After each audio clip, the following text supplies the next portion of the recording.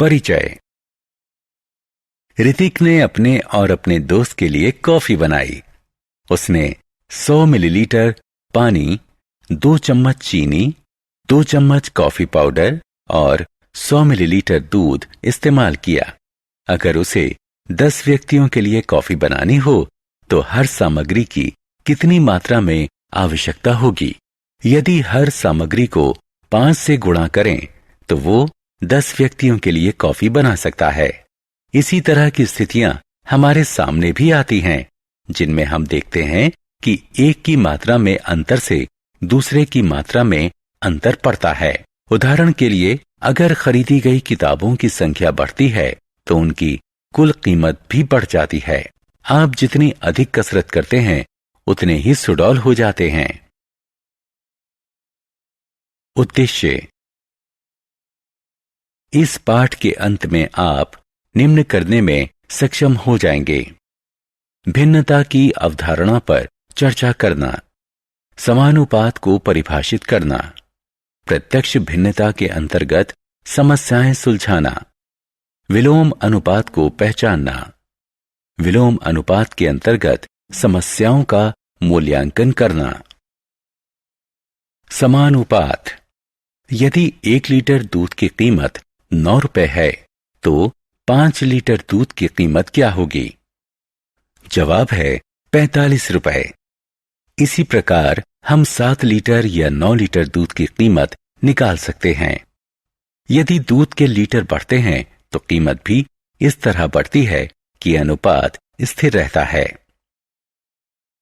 उदाहरण, मान लो एक जीप 4 लीटर पेट्रोल में 50 किलोमीटर चलती है तो 8 लीटर में कितना चलेगी? उत्तर है 100 किलोमीटर। हमने इस उत्तर के लिए गणना इस प्रकार की: 4 लीटर पेट्रोल में 50 किलोमीटर दूरी तय की। 8 लीटर पेट्रोल 4 लीटर का दुगना है तो 50 गुणा 2 बराबर 100 किलोमीटर। मान लो पेट्रोल की खपत है x लीटर और उससे तय की गई दूरी है y किलोमीटर, तो निम्नलिखित तालिका पूरी करें। समानुपात। जैसे जैसे x बढ़ता है वैसे वैसे y का मूल्य भी इस तरह से बढ़ता है कि अनुपात x बटे y नहीं बदले, ये स्थिर, मान लीजिए k रहता है। x और y समानुपात में हैं यदि x बटे y बराबर k या x बराबर ky। पिछले उदाहरण 4 बटे 50 बराबर 8 बटे 100 में, जहां 4 और 8 लीटर में उपभोग किए गए पेट्रोल की मात्राएं x हैं और 50 और 100 किलोमीटर में तय की गई दूरी y है। जब x और y समानुपात में हैं तो हम लिख सकते हैं x1 बटे y1 बराबर x2 बटे y2। y1 y2 घटा y के मूल्य हैं जो क्रमशः x1 x2 के अनुपात में हैं।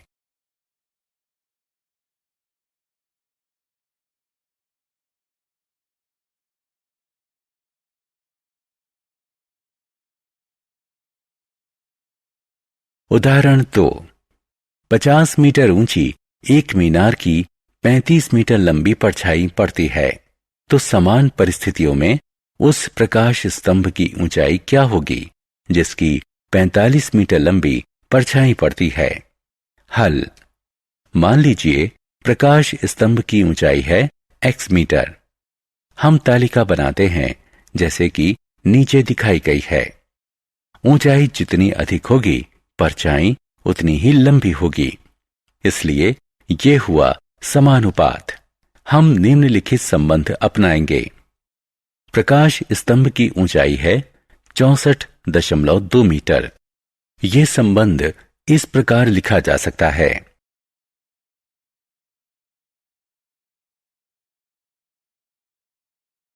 उदाहरण, एक विमान 520 किलोमीटर प्रति घंटा की समान गति से उड़ रहा है। 45 मिनट में वो कितनी दूरी तय करेगा?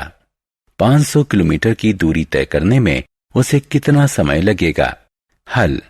मान लीजिए 45 मिनट में तय की गई दूरी x किलोमीटर और 500 किलोमीटर की दूरी तय करने में लगा समय y मिनट है। चूंकि गति समान है, इसलिए तय की गई दूरी समय के समानुपात में होगी। यहां x बराबर 390 किलोमीटर मिलेगा। एक विमान 45 मिनट में 390 किलोमीटर की दूरी तय करता है। चूंकि गति समान है, तो तय की गई दूरी समय के समानुपात में होगी। यहां y बराबर 57.69 किलोमीटर मिलेगा। विमान ने समय लिया 58 मिनट। विलोम अनुपात। दो मात्राएं कभी इस तरह से भी बदल सकती हैं, जिसमें एक मात्रा बढ़ती है और दूसरी घटती है। जैसे ज़ेरॉक्स प्रतियों की संख्या बढ़ती है और लागत कम हो जाती है। इसी प्रकार श्रमिकों की संख्या बढ़ती है और काम खत्म करने में लगने वाला समय घट जाता है। उदाहरण, एक हौद को 2 घंटे 30 मिनट में भरने के लिए 5 टैंकर चाहिए। उसी तरह के यदि केवल 3 टैंकर हों तो हौद भरने में कितना समय लगेगा? टैंकर जितने कम होंगे, हौद भरने में समय उतना अधिक लगेगा। तो ये विलोम अनुपात हुआ। इस तरह 3 टैंकरों को हौद भरने में लगे 4 घंटे और 10 मिनट। विलोम अनुपात। उदाहरण, एक कक्षा में 30 छात्र हैं। उनके लिए 18 मेजों की जरूरत है। अगर 15 छात्र और आ जाएं, तो कितनी मेजों की जरूरत पड़ेगी? छात्रों की संख्या बढ़ेगी तो कक्षा के लिए जरूरी मेजों की संख्या भी बढ़ेगी। ये समानुपात है। इस तरह जितनी मेजों की जरूरत पड़ेगी वे हैं 27।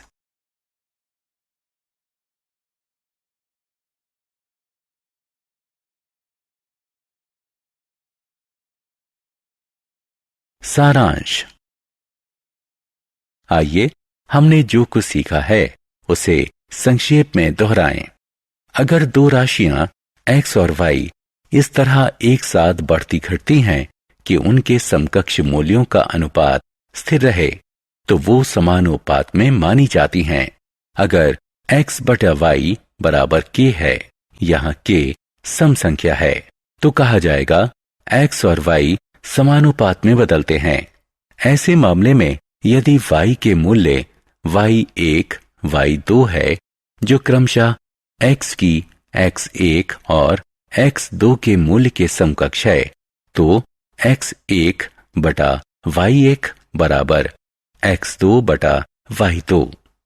दो राशियां x और y विलोम अनुपातिक कही जाती हैं अगर x में वृद्धि होने से y में अनुपातिक गिरावट और इसके विपरीत भी इस तरह आती हो कि उनके समकक्ष मूल्यों का परिणाम स्थिर रहे। अर्थात अगर xy बराबर k है, तो कहा जाता है कि x और y में विलोम अनुपातिक बदलाव होता है। इस स्थिति में यदि y1, y2, y के मूल्य हैं जो क्रमशः x के मूल्य x1, x2 के समकक्ष हैं, तो x1, y1 बराबर x2, y2 या x1 बटा x2 बराबर y2 बटा y1।